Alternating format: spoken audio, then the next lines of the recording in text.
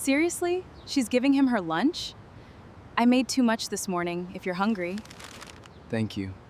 There is a kind of silence that only single mothers know. It is not the silence of peace.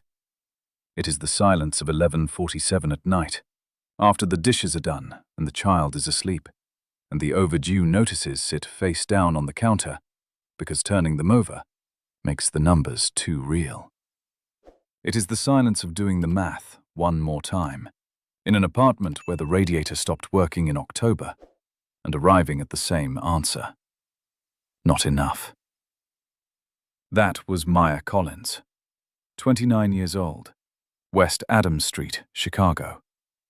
A mother before she was ready, a survivor before she had a choice, and kind in the way only people who have been broken and refused to let it be the last word can be. She did not set out to change her life on a Tuesday morning. She just stopped on a sidewalk. She crouched down.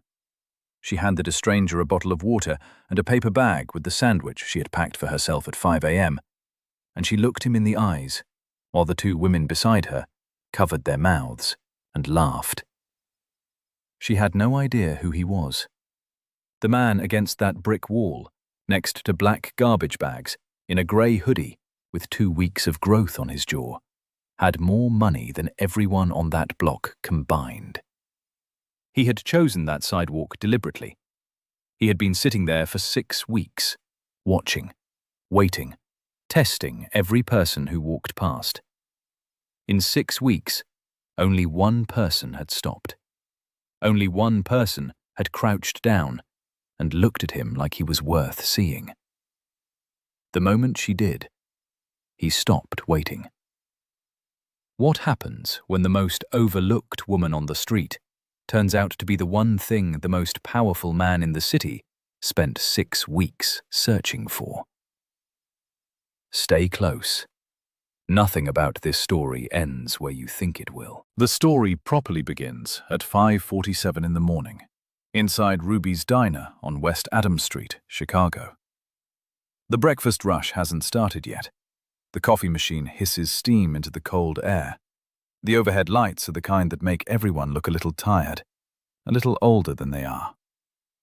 Maya Collins ties her apron in the back room mirror, checks her phone for a message from the babysitter, sends a voice note to Lily's school about an early pickup on Thursday, and does what she does every single morning without fail. She reminds herself that this is temporary, that it will not always be this hard, that she is doing the best she can with what she has. She has been telling herself that for 3 years. Lily is 6 years old. She has a gap between her 2 front teeth and a laugh that is too big for her body, and absolutely zero idea that the apartment they share on the 4th floor of a building with a broken elevator costs more than Maya makes in a month. She does not know about the radiator. She does not know about the electric bill that is 42 days past due. She does not know that her mother sometimes skips dinner, so there is enough left in the refrigerator for her lunch the next day. Maya has made sure of that. It is the one thing she is most proud of and most exhausted by at the same time. Brianna and Cassidy clock in at 6:15. They're the kind of women who have decided somewhere along the way that survival means not being soft. Brianna is sharp and fast, and always the first one laughing. Cassidy follows her the way a shadow follows a moving thing, always one beat behind, always a little louder than necessary. They like Maya. They think she is sweet. They also think she is the kind of sweet that makes a person easy to overlook, easy to laugh at, easy to leave behind. They have never once considered that they might be wrong about that. The 3 of them walk out together on their mid-morning break. The October air on West Adams Street is thin and cold and smells like exhaust, and the bakery 2 doors east. And halfway down the block, against the brick wall of a shuttered freight building, next to 2 black garbage bags, a man is sitting. Maya has walked past him before. Today is the day she stops. His name, according to nobody, is Jake. There is no sign at his feet. No cup extended toward passing strangers. No performance of need. He is simply sitting with his back against the brick wall, knees pulled up, a grey hoodie pulled down over his forehead, and his eyes tracking the sidewalk in front of him, with a stillness that does not belong to a man who has given up. It belongs to a man who is paying very close attention. Brianna sees Maya slow down and says it immediately. "Don't!" Cassidy is already half laughing, that quick, social laugh people use to signal they are not going to be associated with whatever is about to happen. "Maya, we have 8 minutes." Maya doesn't answer either of them. She reaches into her bag, the cracked leather shoulder bag she has carried for 4 years, the strap repaired twice with electrical tape, and pulls out the bottle of water she bought for herself, and the paper bag holding the sandwich she made at 5 a.m. Turkey and mustard on wheat bread. She'd been looking forward to it. She crouches down in front of him, not standing over him, not dropping something at his feet and walking away. Crouching, eye level, the way you do when you want a person to know you actually see them. "I made too much this morning," she says quietly. "If you're hungry." He looks up, and this is the moment the entire story hinges on. Because his eyes are not the eyes of a man who has been defeated. They are careful and still and deeply, unmistakably alert. The kind of eyes that notice everything and give away almost nothing. His jaw carries 2 weeks of growth. His hoodie is worn through at one elbow. But his hands, where they reach out to take the bag, are clean. Not gas station bathroom clean. Genuinely, carefully clean. And for just a fraction of a second, his posture shifts. A small automatic correction, like a man who has spent his whole life being tall in rooms and keeps forgetting he is supposed to be smaller than he is right now. "Thank you," he says. His voice is low and level and does not shake. Maya nods. She stands. She walks back to Brianna and Cassidy, who are already moving ahead without her, not waiting. "You literally just..." Cassidy starts. "I know," Maya says. And she keeps walking. But that night, long after Lily is asleep and the apartment is quiet again, Maya sits in the 4-legged chair and thinks about one thing she cannot explain away. The man's hands were clean, and the way he held eye contact, steady, unhurried, almost formal, was not the eye contact of someone who had forgotten what he was worth. It was the eye contact of someone who knew exactly what he was worth and had chosen, for reasons she could not begin to guess, to sit on that sidewalk anyway. If you've ever been laughed at for choosing kindness, this story is for you. Subscribe and hit the bell so you don't miss what happens the next time Maya sees him. Because it changes everything. Over the next 3 weeks, Maya and the man who calls himself Jake develop something that has no clean name. She brings him coffee on Tuesday mornings, always with 2 sugars. Because on the second visit, she asked and he told her, and she never forgot. He asks about Lily every time, because Maya mentioned her daughter on the 3rd visit without meaning to. And after that, Jake asked consistently, carefully, the way someone asks when they have been taught that remembering the details of another person's life is its own form of respect. Maya notices this. She notices it more than she wants to. On a Wednesday in the 3rd week, Lily comes along on the way home from school because the babysitter cancelled. Maya tells her to stay close. Lily walks directly up to Jake instead, with the total fearlessness that belongs exclusively to 6-year-olds, and says without any preamble, "My name is Lily. You have sad eyes." Jake goes completely still. Then he says quietly, "I'm working on that." Lily reaches out and pats the back of his hand once, matter-of-factly, the way she pats the dog that lives on the 2nd floor, and walks back to her mother. Maya watches Jake look down at his own hand afterward.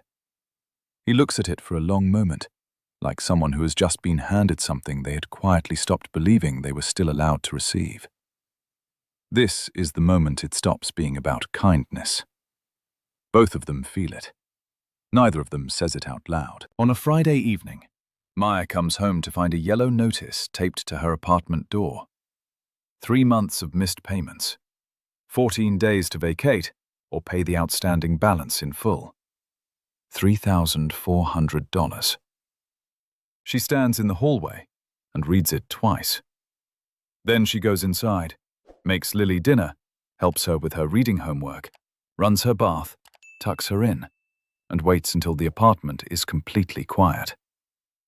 Then she sits on the kitchen floor with her back against the cabinet and cries, the way people cry when they have been holding it too long, silently, in the dark, because the walls are thin and her daughter is a light sleeper. She does the math 6 different ways. There is no version where it works. The next morning, she walks to work with $40 in her jacket pocket. Her last $40 before payday, 4 days away. She had told herself it was for Lily's school supplies. She passes the alley on West Adams. Jake is there. His face is pale beneath the stubble, his eyes heavier than usual. He hasn't eaten. She can see it in the hollow just below his cheekbones. She stops walking. She reaches into her pocket. She presses the $40 into his hand before she can think herself out of it. Maya. It's fine, she says, and she walks away before he can see her hands shaking. That night, after dark, the man who has not been Jake for a single second of any of this reaches into the lining of his jacket and pulls out a fully charged encrypted phone.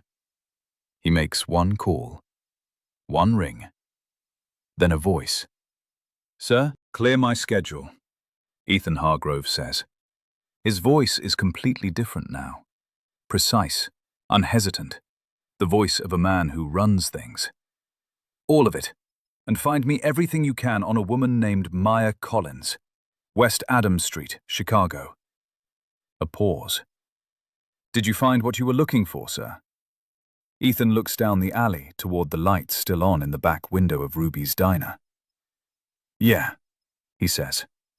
"I did."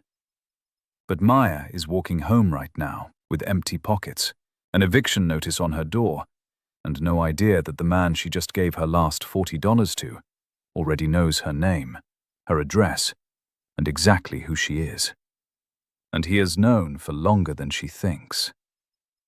He comes into Ruby's diner on a Monday morning at 7:15. Maya is refilling coffee at table 4 when the door opens and a man walks in, wearing a charcoal wool coat, clean jaw, hair cut and brushed back, hands in his pockets with the particular ease of someone who has never once in his life questioned whether he deserves to take up space.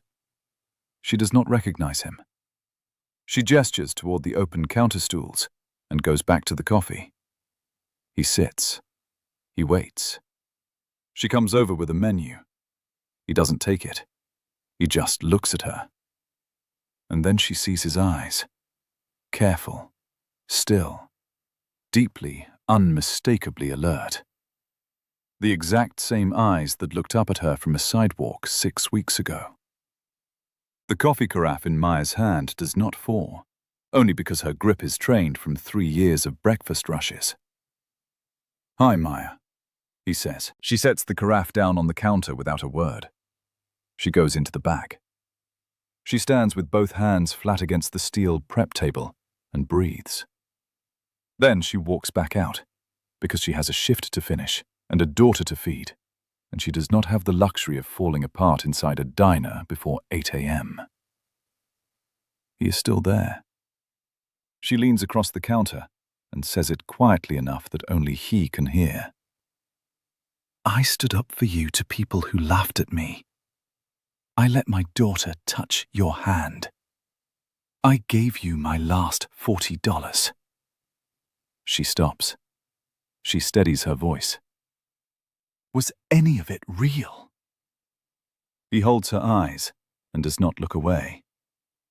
Every single word, he says. All of it was real.